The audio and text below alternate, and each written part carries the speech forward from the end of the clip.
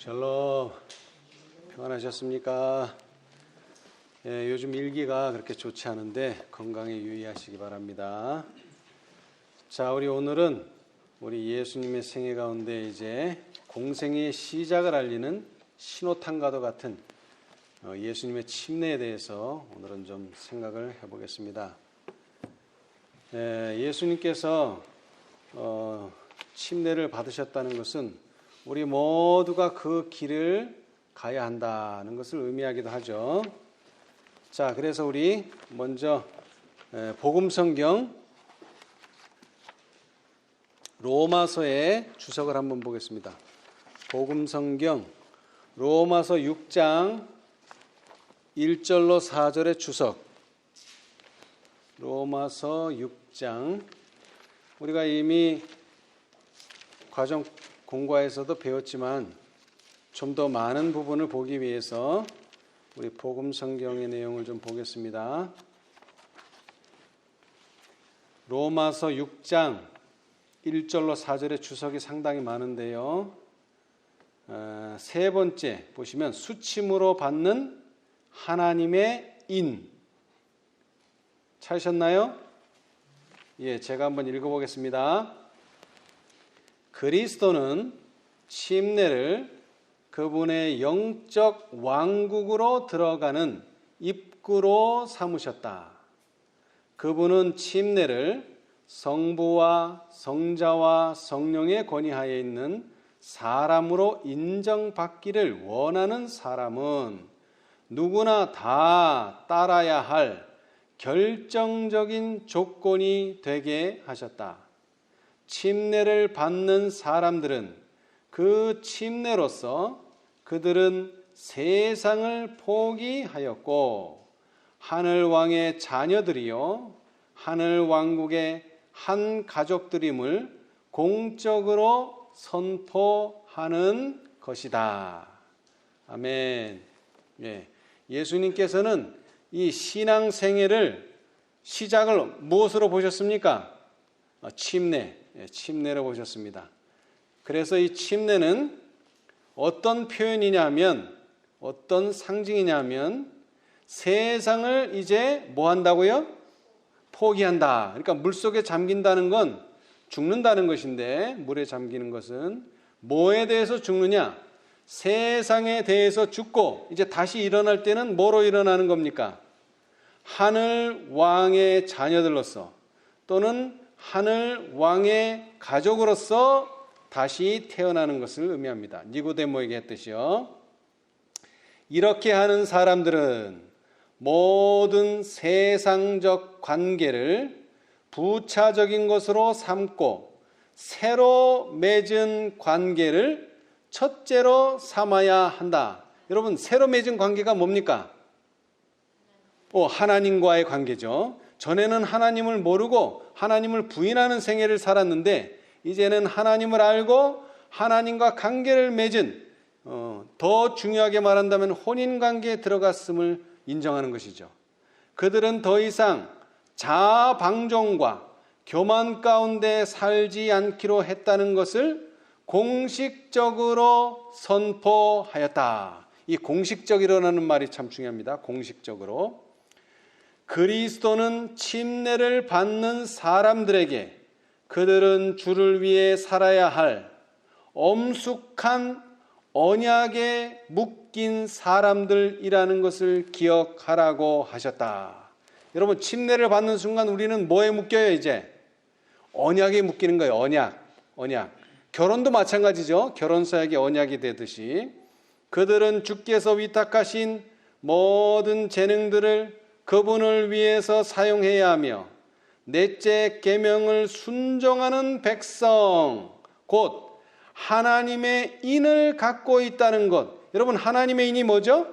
넷째 계명이죠. 그러니까 넷째 계명을 순종한다는 것은 나는 하나님의 인을 가지고 있다.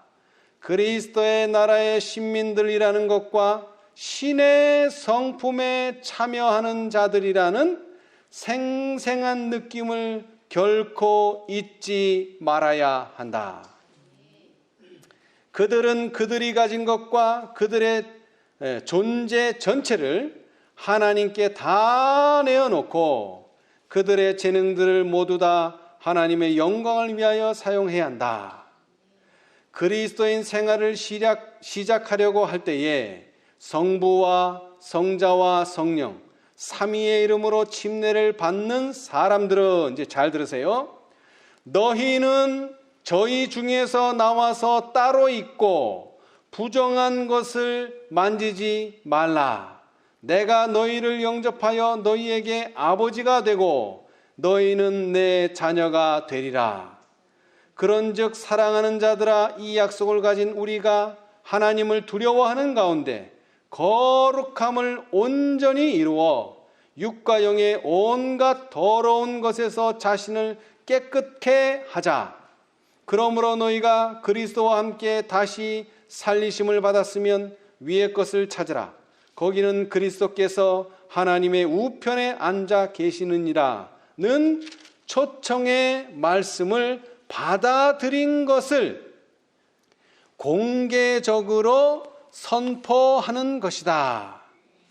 수침으로 하나님의 인을 받은 사람들은, 여러분, 하나님의 인이 몇 가지가 있는데 뭐로 인을 받는다고요?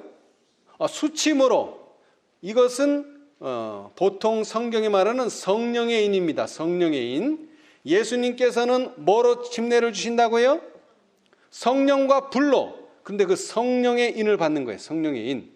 그러니까 여기서 인이라는 것은 하나님께서 인정하신다, 또는 하나님께서 너를 보호하고 도와주신다는 그런 보증의 말씀입니다. 수침으로 하나님의 인을 받은 사람들은 이 말씀들을 유의하라. 어떤 말씀이요? 앞에 읽었던 말씀. 특별히 저는 계시록 18장 4절과 아울러 너희는 저희 중에서 나와서 어떻게 있고? 따로 있고 부정한 것을 만지지 말라. 이거 아주 중요합니다. 침례를 받았다면. 예. 그리고 주께서 그들에게 그분의 도장을 치시고 그들은 그분의 자녀들임을 선언하는 것을 기억하라.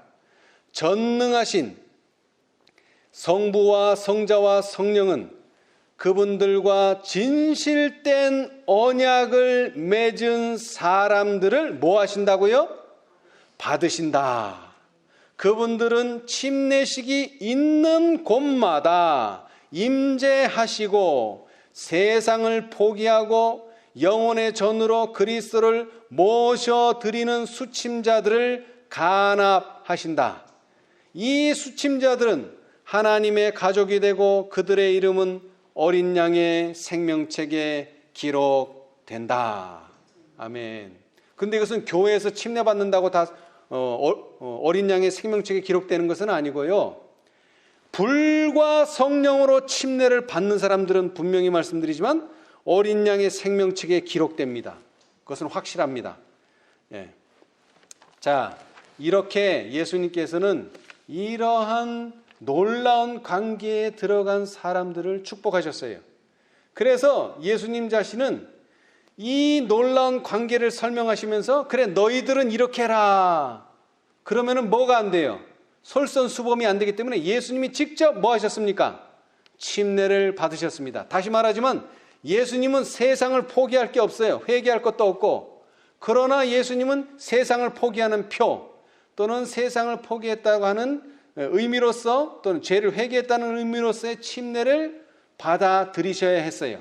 그런데 이 받아들이는 표현 또는 받아들이는 과정에서 예수님은 이렇게 말씀하셨죠. 마태복음 3장 15절에 예수께서 대답하여 가라사대 이제 허락하라. 우리가 이와 같이 하여 모든 의를 이루는 것이 합당하니라 하신대 이에 요한이 허락하는지라. 그래서 침례를 받으셨어요. 근데 예수님께서는 내가 이와 같이 하여 침례를 받아 모든 의를 이루는 것이 합당하니라 이렇게 말씀하지 아니하시고 우리가라고 표현하셨어요. 우리가. 이거 아주 중요한 표현입니다. 여러분, 예수님께서 이 세상에 오신 이유가 뭡니까? 그저 예수님 혼자 다니시려고 온 게 아니에요. 우리가 되기 위해서 오셨어요. 우리가. 그게 성육신의 비밀이기도 합니다. 자, 예수님은 내가 가야 할 길을 예수님은 가셔야 되고, 예수님이 가신 길은 또 누가 가야 돼요? 내가 가야 돼요. 그래서 우리는 항상 우리가 돼야 돼요. 내가 되면 안 됩니다. 우리는 항상 예수님과 함께 해야 합니다. 이것이 침례가 주는 가장 중요한 교훈입니다. 자, 그런데 이 침례는 신약 시대에 침례 요한으로 말미암아 시작된 제도입니다. 의식입니다. 그런데 구약에서는 이 침례에 해당하는 제도가 있죠. 그것이 바로 할례입니다. 할례. 이것은 아브라함 시대로부터 시작됐는데요. 자, 우리 다 함께 창세기 17장. 이 할례의 의미나 침례의 의미는 똑같기 때문에 이 할례의 의미를 좀 더 공부를 해보겠는데요. 자, 창세기 17장 11절입니다. 10절, 11절 누가 한번 읽어보세요. 찾으신 분이. 큰 소리로 천천히. 창세기 17장 11절. 너희 중 남자는 다 할례를 받으라. 이것이 나와 너희와 너희 후손 사이에 지킬래 언약이니라. 너희는 장기를 배워라. 이것이 나와 너희 사이의 언약의 표적이니라. 아멘. 자, 다시 말씀드리지만 침례도 하나님과 우리 사이에 뭐라고요? 언약, 약속이고요. 할례도요.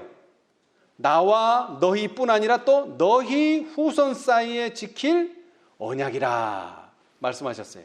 그리고 좀 더 강조해서 언약의 표가 뭐라고요?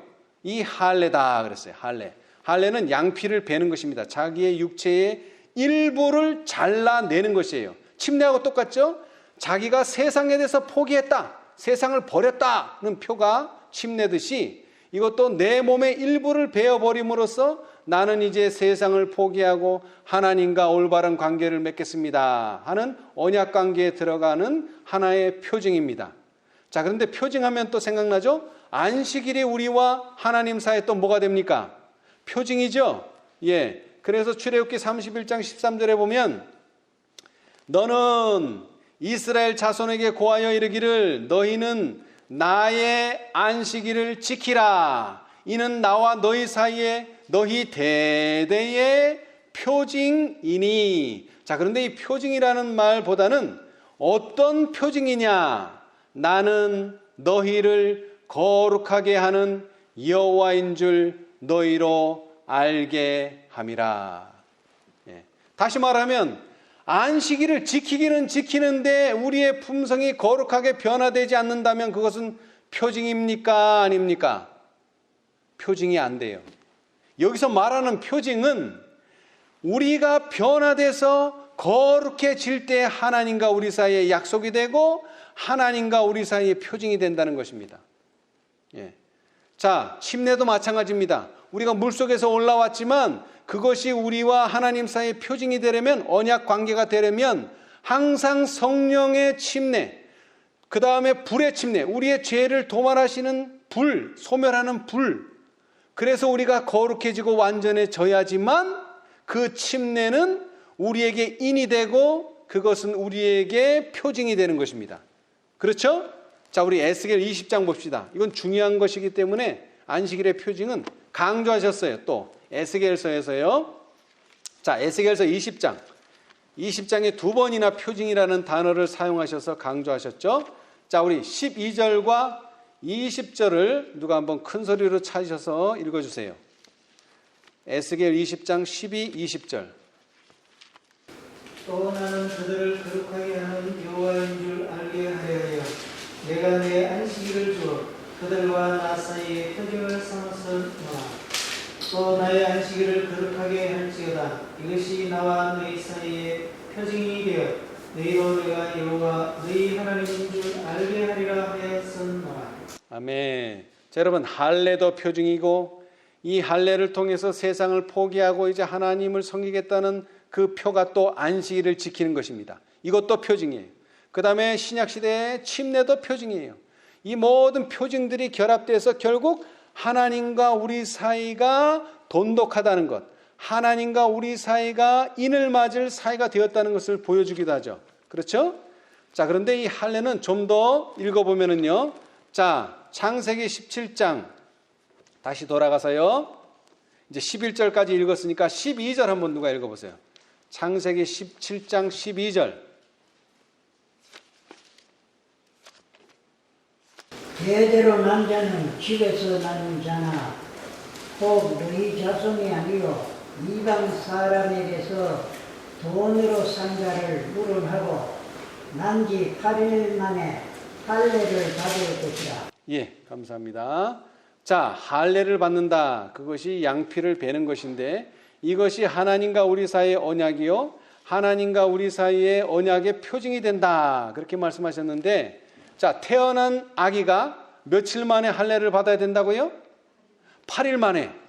자, 이 8일이라고 하는 것은요, 우리가 보통 말하는 안식일 다음 날, 이 성경에서는 예수님께서 부활한 날이기도 하죠. 안식 후 첫날 또는 일주일의 사이클이 다 지나가고 새로운 한 날이 돌아올 때, 다시 말하면 이것은 8일이란 한 안식일을 거쳤다는 것을 의미합니다. 한 안식일을 거쳤다.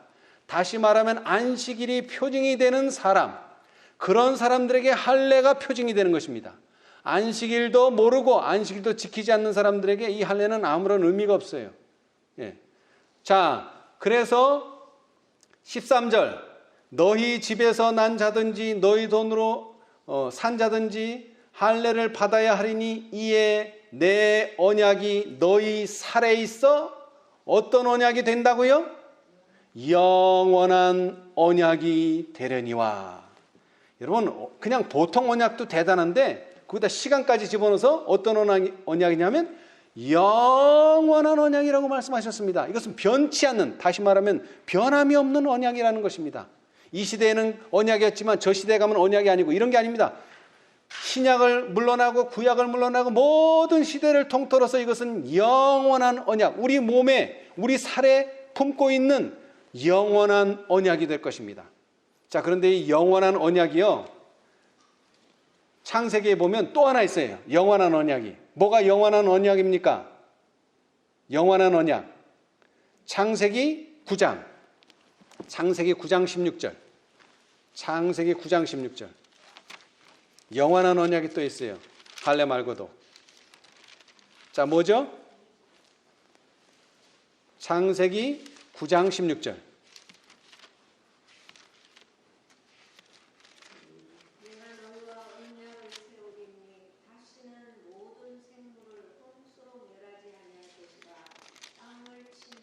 창세기 9장 16절 맞습니까?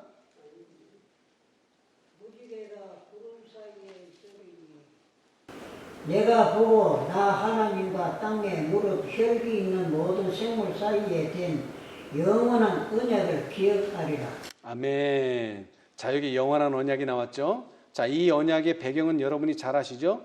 홍수가 나서 이제 땅에 있는 모든 것들, 방주에 태워지지 않은 동물이 됐든 사람이 됐든 모든 생물은 다 죽었어요. 오로지 방주에 탄 생물과 방주에 탄 노아의 8식구만이 살아남았습니다. 그런데 이제 이 노아가 방주에서 내리고 제사를 드렸을 때에 뭐가 나타났어요?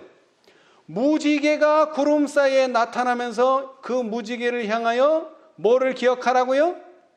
영원한 언약을 기억하라. 그래서 하나님의 보좌에는 무지개가 둘려 있습니다. 무지개가 둘려 있어요. 왜? 이것은 하나님께서 인간을 사랑하신다고 하는, 인간을 노아의 홍수 속에서도 보호하시겠다고 하는 놀라운 약속이 그 안에 있기 때문에 그렇습니다. 예. 그래서 이것을 영원한 언약이다 그랬어요. 그러나 이제 아브라함 시대에 오면은 이 무지개의 언약은 할례의 언약으로 바뀌면서, 그러나 이것도 영원한 언약입니다.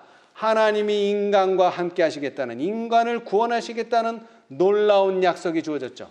그런데 이 무지개가 언제 또 나타난다고 우리가 마지막 사건들에서 배웠습니까? 예수님께서 재림하시기 전에.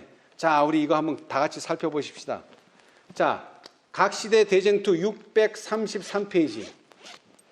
각시대 대쟁투 633페이지. 각시대의 대쟁투. 자, 영원한 언약이라고 그랬으니까는 그냥 노아의 홍수로 끝나는 것이 아니고요, 예수님께서 재림하시기 직전에도 이 무지개가 한번 나타납니다. 이것은 하나님께서 변함없이 인간을 사랑하신다는 약속입니다.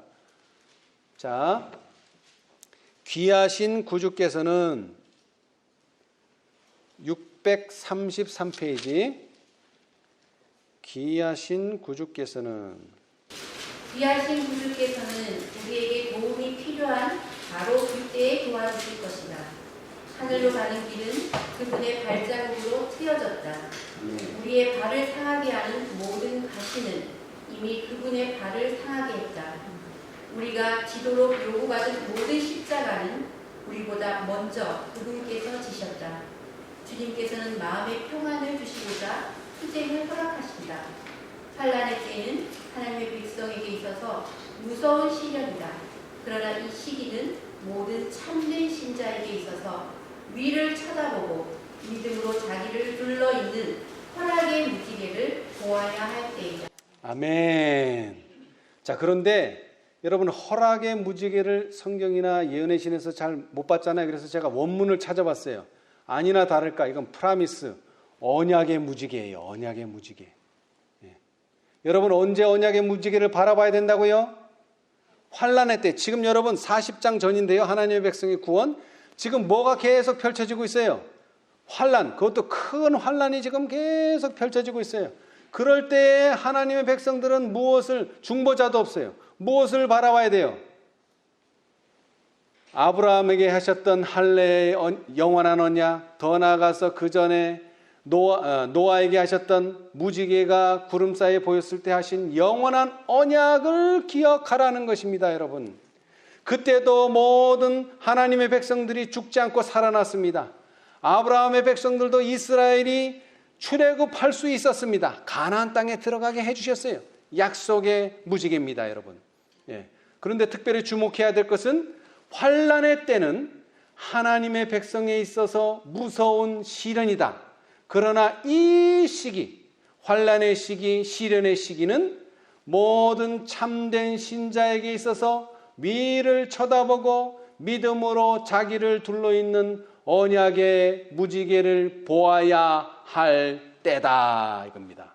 예. 그때예요. 우리도 지금 그때예요. 특별히 우리 앞에 오는 다가오는 큰 폭풍 후 환난 또는 시련의 시기를 일요일 시험령이라 이렇게 선지하는 표현하고 있어요.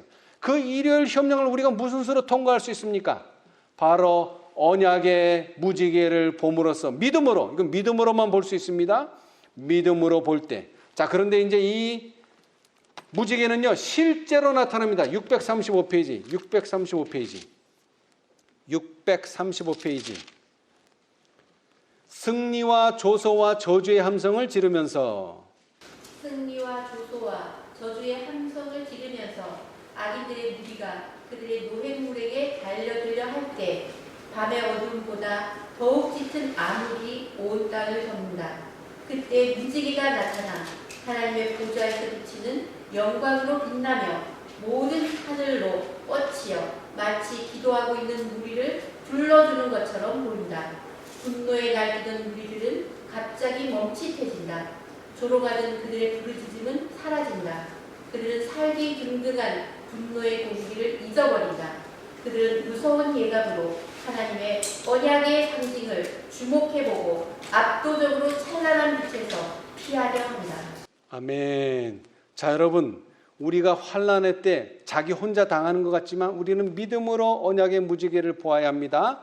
자, 그러면 이제 정말 환난을 당해서 조소를 당하고 저주를 당하고 악인들에게 우리가 죽을 것만 같은 그때에는 어떤 무지개가 나타나죠? 실제적인 무지개가 나타납니다. 여러분, 그때에 무지개가 나타나요. 그래서 악인들도 봅니다. 그래서 감히 우리를 뭐 할 수 없어요? 해칠 수가 없어요. 왜? 그 무지개의 빛이 너무나 찬란하고 이 찬란한 빛은 하나님의 보좌의 영광을 그대로 드러내기 때문에 그렇습니다. 예. 자, 그런데 이것은 더 나아가서 예수님의 재림의 광경까지도 연결됩니다. 자, 우리 640페이지. 640, 이제 좀 더 넘어가세요. 640. 곧 사람의 손바닥만한 작은 검은 구름이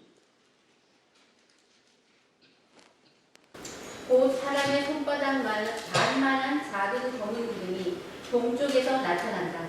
그것은 그리스도를 두고 있는 구름인데 멀리서는 어둠에 둘러싸인 것처럼 보인다.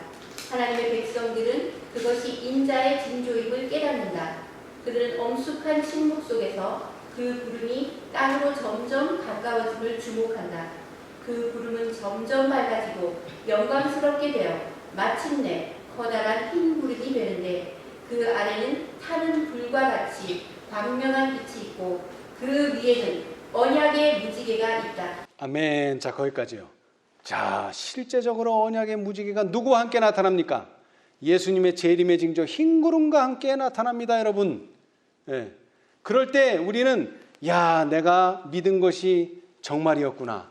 내가 본 것이, 내가 믿음으로 본 것이 사실이었구나 하는 것을 정말로 눈으로 목격하게 될 것입니다, 여러분. 예. 자, 뿐만 아니라 하나님의 백성으로 이스라엘 백성 중에 태어났지만 할례를 받지 않으면 어떻게 될까요? 혈육은 내가 육으로는 이스라엘 백성으로 태어났지만 할례를 받지 않는다면 그 사람은 더 이상 이스라엘 백성이 아닙니다. 자, 창세기 17장 14절.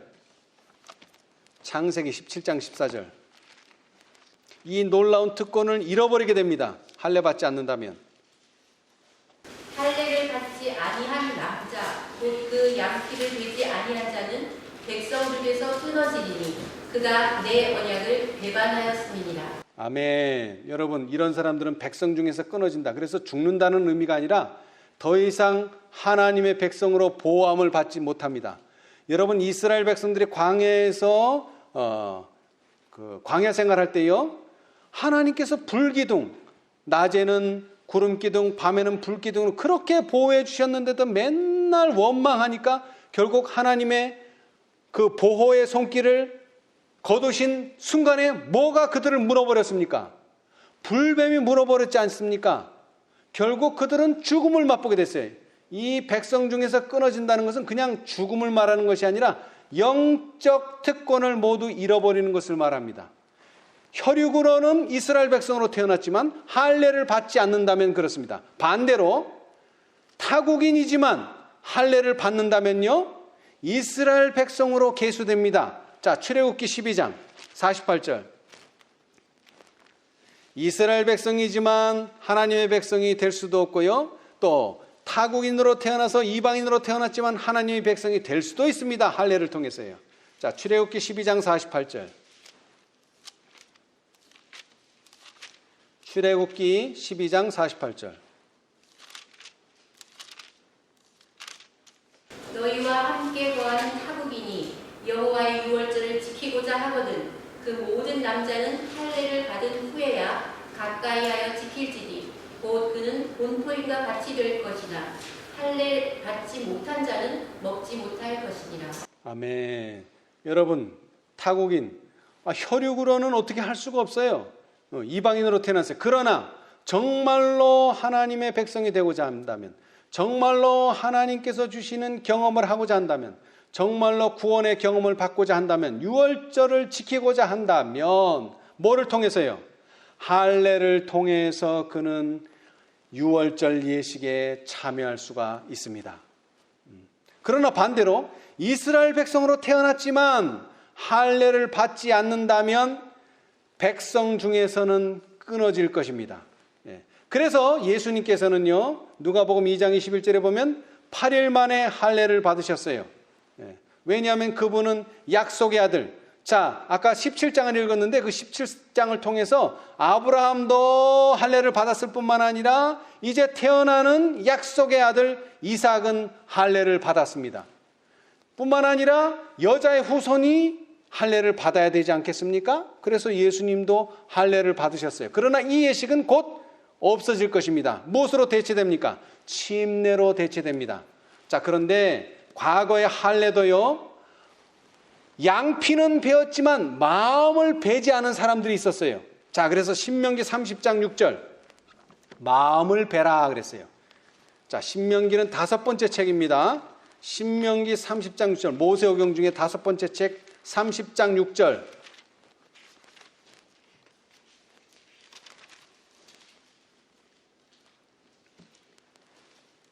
내 하나님 여호와께서 내 마음과 내 자손의 마음에 할례를 베푸사 너로 마음을 다하며 성품을 다하여 내 하나님 여호와를 사랑하게 하사 너로 생명을 얻게 하실 것이며. 아멘.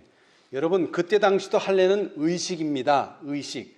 그러나 마음으로 이 의식에 참여하지 않는 사람은 형식적으로 그 할례 받아야 소용없습니다. 오늘날도 마찬가지입니다. 그냥 형식적으로 침례받는 거 아무런 소용없습니다. 마음의 할례가 중요하든 마음의 침례, 성령의 침례, 불의 침례를 받아야만 합니다. 그래서 로마서는 또 이렇게 말합니다. 로마서 4장 11절.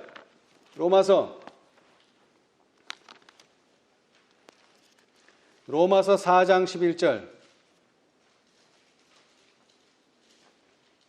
저가 할례의 표를 받은 것은 무할례 시의 믿음으로 된 의를 인친 것이니 이는 무할례자로서 믿는 모든 자의 조상이 되어 저희로 의로 여기심을 얻게 하려 하시니라. 아멘.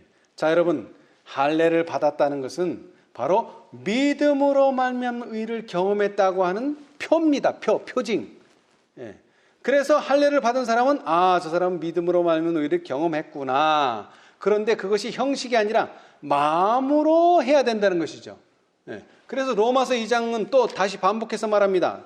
로마서 2장 28, 29절. 로마서 2장 28, 29절. 대적 표면적 유대인이 아니요 표면적 육신의 할례가 아니라 오직 이면적 유대인이 유대인이며 할례는 마음에 알지니 신령에 있고 의문에 있지 아니한 것이라. 그 칭찬이 사람에게서가 아니요 다만 하나님에게서니라. 아멘. 여러분, 이 할례는요, 외적으로는 양피를 베는 것이지만 사실은 그때 자기 마음을 내야 되는 것입니다. 그런데 많은 유대인들이 특별히 침례 요한 시대에 마음의 할례는 안 하고 그저 육신의 할례만 한 사람들이 있었어요. 그래서 침례 요한이 뭐라고 얘기했습니까? 회개하라. 뭐가 가까웠다고요? 천국이 가까웠느니라. 예, 그것이 바로 나팔절의 의미입니다. 예. 자, 그래서 이 침례 요한의 사명 회개하라 천국이 가까웠느냐는 침례를 베풀기 위해서 회개하라는 것입니다. 너희가 마음을 준비하라는 것입니다. 예비적 기별이죠. 예비적 기별. 그런데 이것이 똑같이 재림운동에 똑같이 반복됩니다. 똑같이요. 자, 그래서 이 재림운동은 2300주야로 말미암아 주어졌는데요. 윌리엄 밀러가 성경 다니엘 8장 14절을 연구함으로써 2300주야의 사건이 곧 재림의 사건을 말한다는 것을 깨닫게 됐어요. 자, 그런데 여기서 중요한 것은 뭡니까?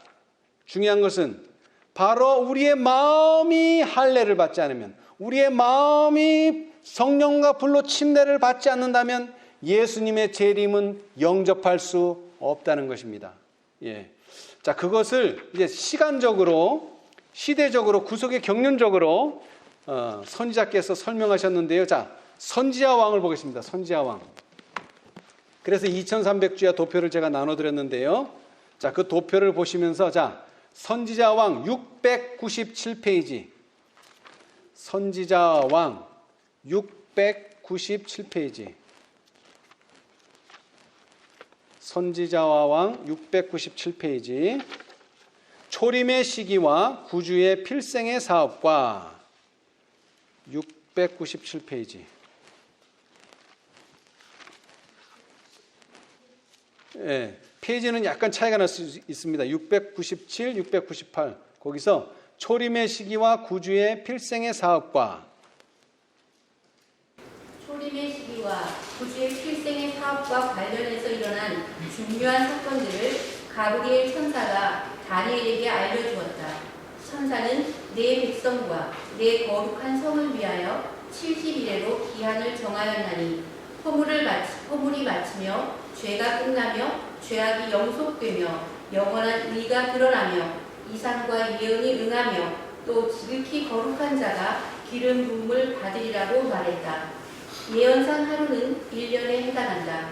70주일 혹은 490일은 490년을 나타낸다. 이 기간의 기산점에 대하여 다음과 같이 말한다. 그러므로 너는 깨달아 알지니라. 예루살렘을 중건하라는 영이 날 때부터 기름 부음을 받은 자 곧 왕이 일어나기까지 7일에와 62일에 69주일 혹은 483년이 지날 것이요 아닥사스다 롱기마누스의 조서에 의하여 완성된 예루살렘의 재건령은 기원전 457년 가을에 내렸다. 예, 거기까지요. 자, 여러분, 2300주야는 하루를 1년으로 계산해서 2300년에 해당하는 예언입니다. 자, 그런데 이 예언 속에 있는 중요한 기둥들, 7주일, 62주일, 그 다음에 한 일에, 이런 것들은 다 7로 됩니다. 7. 예. 그런데 실제적으로 2300은 7로 나눠지지 않습니다만은 그 2300주야 안에 2300년 안에 이루어지는 중요한 사건들은 다 7로 반복됩니다. 7. 7일에, 그 다음에 62일에, 그 다음에 69일에 같이. 예. 여러분, 성소는 어떻게 만들어집니까? 성소의 모든 치수는 뭐로 이루어집니까? 규빗. 규빗은 몇 센치가 아니죠? 요 손 끝에서 요 팔꿈치까지의 요 길이가 한 규빗이죠? 그래서 이거를 한 번 하냐, 두 번 하냐, 세 번 하냐에 따라서 자가 되듯이 마찬가지예요. 이 2300주야의 자는 7입니다. 7. 7년을 주기로 한 번 하냐, 두 번 하냐, 62번 하냐, 70번 하냐. 이 70번 하는 것이 이스라엘에게 주어진 은혜의 시기입니다. 근데 그 중에서 제일 중요한 사건이 기름 부음을 받은 자 곧 왕이 일어나기까지라고 하는 다니엘 9장 25절인데 중요한 것은 이 기산점이 예루살렘을 중건하라 또는 재건하라는 영이 날 때부터입니다. 그런데 정확한 날짜는 없지만 봄, 여름, 가을, 겨울 중에 457년 언제입니까? 시작이 가을이에요. 그렇죠? 가을. 그러면은 여기서부터 70주일을 지나가면 또는 62주일을 지나가면 483년 후에 언제가 돼야 돼요? 또 가을이 돼야죠. 네, 그래야지 맞는 거잖아요. 자, 이제 가을이라는 걸 맞췄으면 자, 그다음 뒤를 넘겨보세요. 이 유대인에게는 7개의 절기가 있습니다. 3개는 봄절기, 3개는 가을절기, 하나는 봄과 가을 중간에 있는 오순절이죠. 77절이기도 하고. 자, 봄의 절기가 뭡니까? 6월절로 시작해서 무교절, 초실절, 거기 상단에 있죠? 6월절, 무교절, 초실절. 이것은 니산월. 그래서 이것은 봄절기예요. 봄절기. 초록색으로 3, 4월 했는데 이것은 우리의 현대의 절기입니다. 현대의 달력이에요. 현대는 3, 4월이에요. 그러나 유대인의 달력으로는 니산월 1월입니다. 1월. 자, 그런데 그 반대편을 보세요. 1의 반대, 7이죠? 티슈리월이에요. 티슈리월. 티슈리월에 뭐가 있어요? 7월 1일이 뭐예요? 나팔절. 그 다음에 7월 10일은 속죄일. 그리고 7월 15일은 장막절, 초막절, 수장절이라고 보통 말하죠. 자, 그래서 정확히 6개월은 7월 15일부터 1월 14일까지가 정확히 딱 6개월이에요. 딱 6개월. 다시 말하면 예수님께서 가을에 침례를 받으셔야 하는 이유입니다. 예. 자, 그런데 사실은 공생애는 예수님의 침례로부터 시작했지만 사실은 6개월 동안 니산월 1월 14일이 될 때까지, 그러니까 6월절이 되기 전까지는 40일간 광야에서 시험을 받으시고 여러 가지로 준비하시는 기간이에요.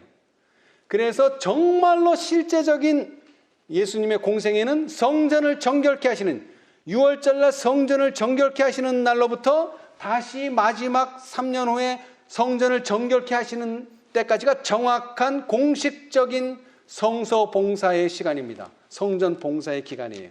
자, 그런데 그것을 이 침례가 이정표가 된다는 거예요. 왜? 2300주에 이 기름 부음 받는 것이 기록되어 있기 때문에 그래요.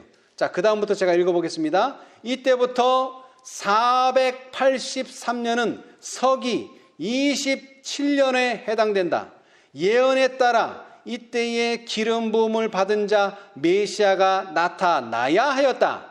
서기 27년 예수께서는 당신의 침례로 성령의 기름 부음을 받으시고 그 후에 곧 당신의 봉사를 시작하셨다. 그리고는 뭐가 찼다고요? 때가 찼다는 기별이 선포되었다. 그 후에 천사는 그가 장차 많은 사람으로 더불어 한 일해 동안의 언약을 굳게 정하겠다고 말하였다. 구주께서 당신의 봉사에 들어가신 후 7년 동안 복음은 특별히 유대인에게 전파되어야 하였으나 3년 반은 그리스도께서 친히 하시고 나머지는 구별받은 성도들이 하여야 하였다. 그가 그 일의 절반에 제사와 예물을 금지할 것이다. 서기 31년 봄에 참 희생제물이신 그리스도께서는 갈바리에서 제물이 되셨다. 그때 성전 휘장이 둘로 찢어져서 제사 예식의 신성성과 그 중요성이 없어졌음을 보여주었다. 지상의 제사와 제물을 그만 드려야 할 때가 왔다. 이것입니다. 자, 그래서 이제는 제사를 드릴 필요가 없게 됐습니다. 맞습니까? 그런데 자꾸 재림을 기다리는 사람 중에도 뭐를 지켜야 된대? 자꾸 절기를 지켜야 된다. 이건 말도 안 되는 소리죠. 왜? 예수님의 침례가 더 이상 예수님의 십자가가 더 이상 이제는 절기나 제사를 드릴 필요가 없다는 것을 증명해 보이고 있다는 거예요. 왜? 휘장이 둘로 찢어졌어요. 더 이상 이제 예식의 신성성은 없어지고 중요성도 없어졌어요. 이제 뭐가 중요하게 됩니까? 반면에 침례는 중요성을 띠게 되는 것입니다. 침례. 그런데 이 침례는 형식적인 침례가 아니고 성령과 불로 하는 침례입니다. 그렇죠? 한 주일, 즉 7년은 서기 34년에 끝났다. 그때 스데반을 돌로 쳐 죽임으로 유대인들은 마침내 그들이 복음을 거절한다는 최후 통첩에 도장을 찍었다. 그래서 이제 유대인의 은혜의 시기는 끝났습니다. 그러나 실제적으로 성전이 불타 없어지는 데는 또 여기서부터 36년이 지나서 AD 70년이 돼서야 실제로 성전이 불타는 것을 보게 됐어요. 자, 그러나 사실 이 불타는 것을 밖에서 봐야지 예수님께서 산으로 도망하라는 메시지가 주어졌는데 그 안에 있다가는 안에서 타 죽습니다. 보기는 보는데 안에서 타 죽어요. 그 성전이 타기 전에 이미 나와 있어야 됩니다. 그래서 때가 중요하다는 것입니다. 때를 놓치면요 우리는 영원한 손실을 보게 될 것입니다. 자, 그런데 이 예수님의 침례는요 2300주야와 연관되어 있다고 했는데 이 2300주야 예수님의 침례도 마찬가지로 먼저 침례 요한이 와서 회개하라 천국에 가까웠느니라 하면서 침례를 주는데 그 기별을 듣고 예수님이 나가셔서 침례를 받으셨듯이 윌리엄 밀러도 이제 예수님의 재림을 전파하게 됩니다. 그것이 바로 1833년에 밀러는 그가 속하고 있던 침례 교회로부터 설교할 수 있는 증명서를 받았다. 언제요? 1833년. 자, 그래서 여기서부터 10년 후 1843년에 뭐라고요? 예수님께서 오실 것이라는 예언이 주어졌죠. 자, 그런데 거기에는 한 가지 오차가 있었어요. 무슨 오차냐면, 자, 이 2300년은 기원 전부터 시작해서 기원 후까지 2300년을 계산해야 되는데 윌리엄 밀러가 무엇을 빼뜨렸느냐면 기원 전 1년 다음에는 뭡니까? 기원 후 1년이에요. 그러니까는 1에서 다시 1로 가요. 0이 없어요. 0이. 그러니까 뭐가 빠진 거예요? 1년이 빠진 거예요. 그래서 처음에 자서전 21페이지 보면 나는 이때까지 그리스도께서 하늘 구름을 타고 오시기 전에 지상 천년기가 있을 것이라고 배웠다. 그러나 이제 나는 지금으로부터 몇 해밖에 남지 않은 1843년에 그리스도께서 오실 것이라는 놀라운 선포를 듣게 된 것이다. 이게 딱 맞는 얘기예요. 그때는 날짜는 없었어요. 43년이 정확히 얼마에 계산하니까 2300년이에요. 근데 숫자가 너무 많다 보니까 기원 전 1년과 기원 후 1년 사이에 0이 없다는 것을 간과해 버렸어요. 그래서 1년이 차이 난 거예요. 그래서 다시 그 1년의 오차를 계산해내니까 1844년. 그러고 봄에 올 것이다 그랬는데 아까도 말했지만 이 조선은 언제 내렸다고요? 가을에 내렸어요. 그리고 더 정확히 이제 여기 유대력으로 티슈리월 속죄일 7월 10일을 유대력으로 쫙 계산해 보니까 1844년 10월 22일이 된 것이죠. 예. 자, 우리 초기 문집을 한번 보겠습니다. 초기 문집 233페이지. 초기 문집 233페이지.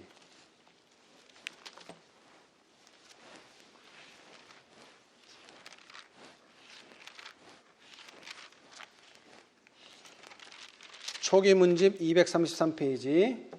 수천 명의 사람들이 윌리엄 밀러가 전파하는 진리를, 그 오른쪽 하단이네요. 맨 하단. 수천 명의 사람들이, 한번 읽어보세요.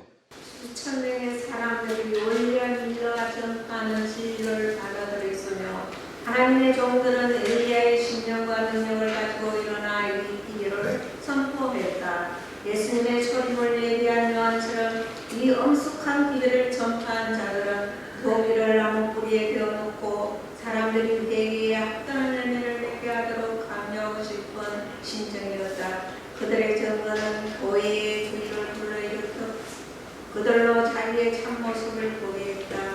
그리하여 다가오는 진노를 피하려는 엄숙한 기들이 바라여지자 그러한 교회들과 연합해있던 많은 우리들이 그 치유하는 기별을 받아들였다. 그들은 자기들의 타락성을 깨닫고 깊은 회심의 눈물과 신중한 영혼의 고민을 통하여 하나님 앞에 겸손히 엎드렸다. 그리고 하나님의 거룩한 성령이 그들 위에 임하다 그들은 하나님을 두려워하며 그에게 영광을 돌리라. 이놈의 심판하실 시간이 이르렀음이라는 그 외침에 함께하여도 그에 외쳤다. 아멘. 자, 여러분, 침례 요한의 기별과 윌리엄 밀러의 기별도 그렇게 다르지 않습니다. 예수님을 맞이할 준비를 어떻게 하라는 것입니다.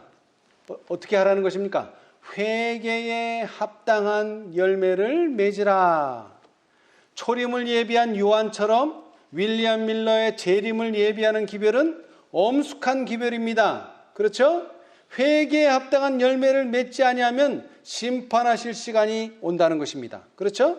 네. 그래서 이 기별로 말미암아 그들은 회개에 합당한 열매를 맺었어요. 그런데 이 세 천사의 기별이 어떤 상태에 빠졌습니까?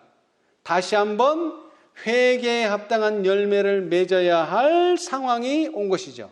라오디게아 상태에 빠졌다는 것은 회개에 합당한 열매를 맺지 못했다는 것입니다. 그래서 계시록 18장 천사가 그 일을 하는 것이죠. 그렇죠? 여러분, 놀라운 것은요, 계시록 18장 1절의 주석에 우리가 항상 인용하는 말씀이 있다는 것입니다. 자, 우리 복음성경 계시록 18장 1절의 주석을 한번 보겠습니다. 상당히 주석이 많은데요. 주석이 상당히 많은데 그 중에서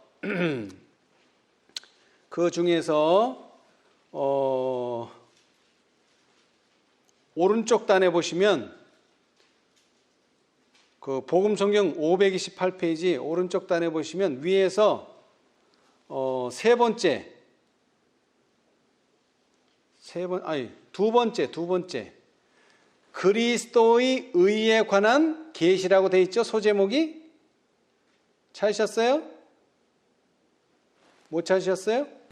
시련의 시기가 예. 우리에게 임박하였는데 이는 죄를 사유하시는 구세주이신 그리스도의 의에 대한 계시를 보여주심으로 셋째 천사의 큰 외침이 이미 시작되었기 때문이다. 이것은 온 땅을 영광으로 반하게 할 천사의 빛의 시작이다. 아멘. 여러분, 윌리엄 밀러가 회개에 합당한 열매를 맺으라고 외쳤던 것과 함께 계시록 18장 천사도 회개에 합당한 열매를 맺으라. 왜? 우리에게도 시련의 시기가 바로 왔기 때문이다. 그런데 회개에 합당한 열매를 맺으려면 우리가 할례를 받으려면 먼저 믿음으로 말면 의를 경험해야 되는 거 아닙니까? 그래서 그리스도의 의에 대한 계시를 주심으로 그 계시를 받아들이는 사람들은 회개에 합당한 열매를 맺고, 회개에 합당한 열매를 맺은 사람들은 시련의 시기에 견딜 힘을 얻게 된다는 것입니다. 그렇죠? 예.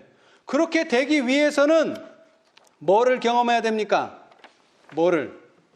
하나님의 예수님께서 약속하신 성령의 침례, 예수님께서 약속하신 불의 침례를 경험해야 하는 것입니다. 예. 그리고 더 나아가서는요, 예수님께서 침례를 받으셨을 때 땅의 뜰과 하늘의 성전이 연결되었어요. 하나님의 보좌로부터 빛이 쏟아져 나와서 도움을 구하는 사람들에게 임할 것이다. 아까 우리 예언의 신에서 읽었죠. 자, 그 도움은 우리로 하여금 이제 무엇을 보게 하느냐? 위를 쳐다보게 합니다. 위에서 행하시는 하늘 성소의 봉사를 쳐다보게 해서 예수님께서 부활하신 지 40일 만에 승천하셨을 때에 하늘 성소에서 이제 봉사가 시작되고요. 그 봉사로 말미암아 우리는 예수님을 만날 준비를 해나가게 되고, 특별히 1844년 가을에 하늘 성소 지성소의 문이 열렸습니다. 그래서 우리는 이제 지성소의 도움을 얻게 됐어요. 자, 그런데 이 지성소의 도움은 특별히 계시록 18장 천사의 도움을 필요로 합니다. 예. 자, 제가 다시 한번 읽어보겠는데, 귀하신 구주께서는 우리에게 도움이 필요한 바로 그때에 도와주실 것이다. 하늘로 가는 길은 그분의 발자국으로 틔어졌다. 우리의 발을 상하게 하는 모든 가시는 이미 그분의 발을 상하게 했다. 우리가 지도록 요구받는 모든 십자가는 우리보다 먼저 그분께서 지셨다. 주님께서는 마음의 평안을 주시고자 투쟁을 허락하신다. 환난의 때는 우리의 백성에게 있어서 무서운 시련이다. 그러나 이 시기는 모든 참된 신자에게 있어서 위를 쳐다보고 믿음으로 자기를 둘러있는 언약의 무지개를 보아야 할 때이다. 아멘.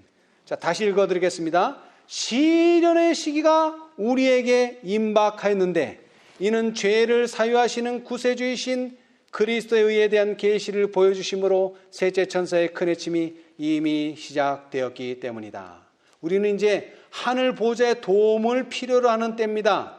자, 그런데 이 도움은 바로 언약의 무지개를 통해서 약속해 주셨어요. 우리는 믿음으로 언약의 무지개를 쳐다봐야 합니다. 자, 우리 한 말씀만 읽고 마치겠습니다. 우리 데살로니가전서 5장 23절.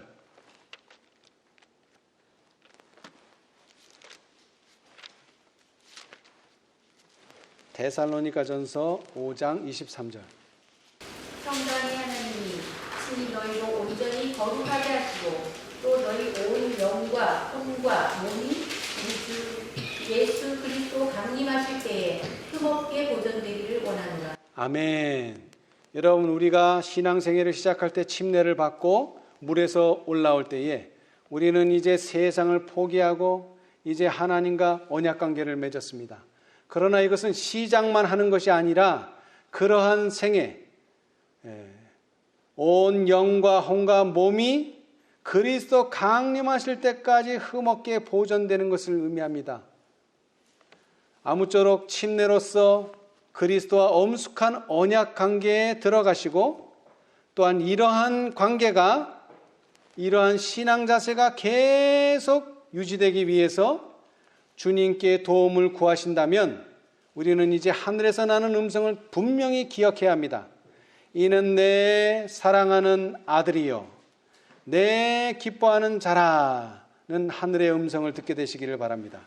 또 더 나아가서 믿음으로 자기를 둘러있는 언약의 무지개를 보게 되시기를 바라면서 오늘 말씀 마치겠습니다. 감사합니다. 하늘에 계시는 감사하신 저희들의 아버지, 주님의 귀하고 놀라우신 구속의 섭리를 다시 한번 우리에게 펼쳐 보여주시니 감사합니다. 주님 도와주셔서 구약 시대에 우리의 많은 믿음의 도덕들이 할례를 통하여 주님과의 관계를 보여주었듯이 이제 이 시대에 침례를 통하여 하나님과 언약 관계에 들어가는 우리 모두가 될 수 있도록 축복하여 주시옵소서. 이것은 그저 제도나 의식이 아니라 우리의 마음이 거듭나고 우리의 마음이 세상을 포기하도록 축복하여 주시옵소서. 그리하여 이제 주님을 위하여 우리가 모두 헌신하고 주님을 위하여 희생 봉사하는 우리 모두가 될 수 있도록 축복하여 주시옵소서. 특별히 우리 이 신앙의 기초로 2300주야의 예언을 허락해 주셨사오니 감사합니다. 이 예언의 토대 위에 우리의 재림 신앙이 굳건히 세워질 수 있도록 축복하여 주시고, 이 예언 위에 우리가 참으로 우리의 영과 육과 혼이 다 흠없이 보존되기를 간절히 원하오니 주님이시여 당신의 말씀의 진리로 우리 모두를 흠없이 보존하여 주시옵소서.